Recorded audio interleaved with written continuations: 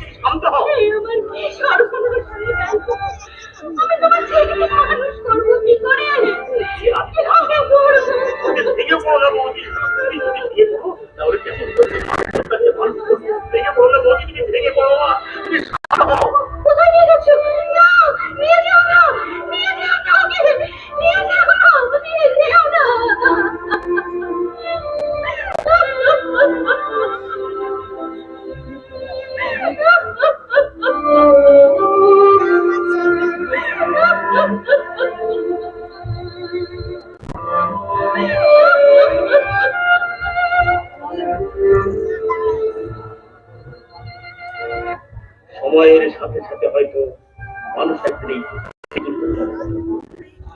কিন্তু করতে পারবে না সেই পরিবারগুলি।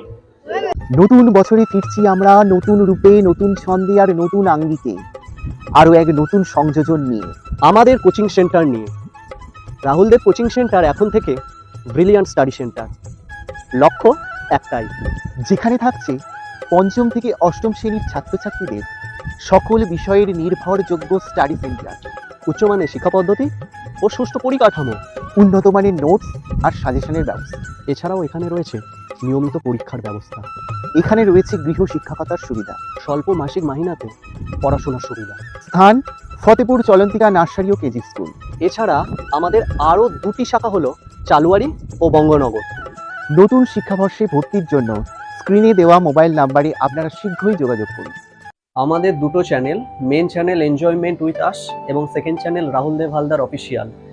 ডেসক্রিপশন বক্স এবং কমেন্ট বক্সে আপনাদের লিঙ্ক দেওয়া থাকবে এবং দুটো চ্যানেলেই ভিজিট করবেন। দুটো চ্যানেলে প্লেলিস্ট ক্রিয়েট করা রয়েছে, সেখানে অসংখ্য ধরনের ভিডিও রয়েছে। ভিডিওগুলো দেখবেন, ভিডিও ভালো লেগে থাকলে লাইক করবেন এবং বন্ধুদের মাঝে অবশ্যই করে শেয়ার করবেন এবং ভিডিওগুলোর কমেন্ট সেকশনে আপনাদের মূল্যবান মতামত জানাবেন যে ভিডিওগুলো কেমন লাগলো। আর চ্যানেলে যদি আপনারা নতুন হয়ে থাকেন তাহলে চ্যানেল দুটিকে সাবস্ক্রাইব করে আমাদের পাশে থাকবেন।